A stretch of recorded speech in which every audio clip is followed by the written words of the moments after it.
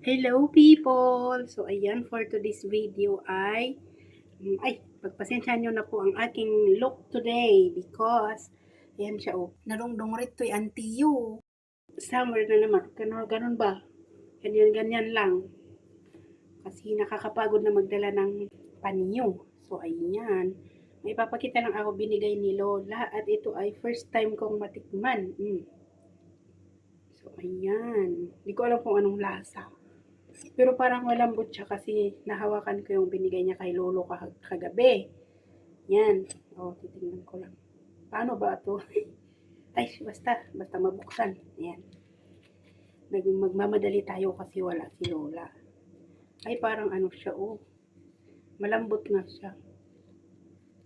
Parang yung, ko lang kung ano bang tawag nito.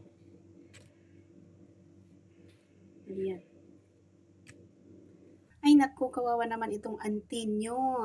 Ang dami niyang hindi alam na prutas.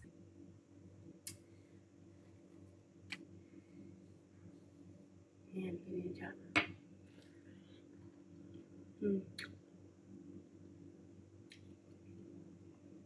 Ano ba yan? May buhok pa.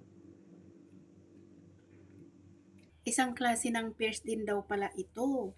Lasang pears din pero malambot. Yung pears na puti, 'di ba sa salita nating igorot ay mangangas-ngas.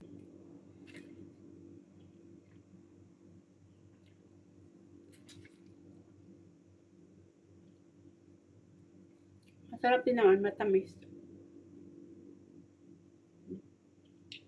Maganda para sa bata.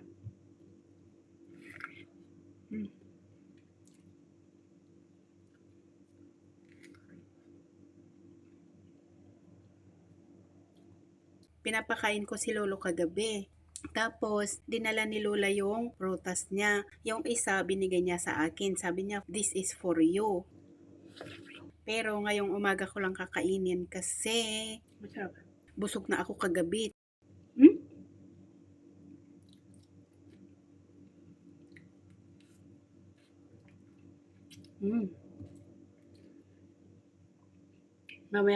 Mamaya ko nakakainin kasi tinatawag na ako ni Lolo. No fun. Ano? No fun. Ako paypayat. Paypay. Fun me. No fun.